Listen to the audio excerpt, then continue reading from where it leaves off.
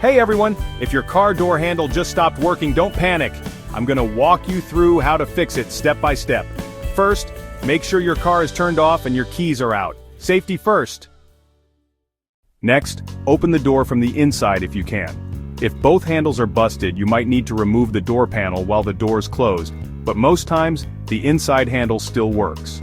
Now use a flathead screwdriver or a trim tool to carefully pop off the door panel.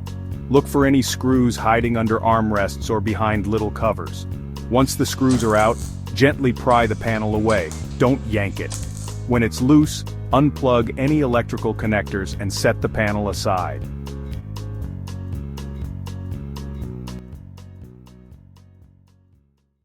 Take a look inside the door. You'll see rods and clips connecting the handle to the latch. If a rod has popped loose, snap it back in place. If a plastic clip is broken, you can grab a replacement at any auto parts store.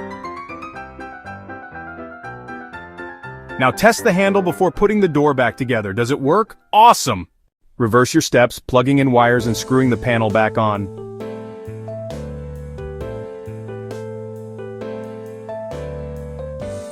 If the handle itself is broken, you'll need to unbolt it from the inside, remove it, and install a new one. This usually takes just a few extra minutes. And that's it! You just fixed your car door handle, saved some cash, and learned something new. If you found this helpful, hit that like button and subscribe for more DIY tips.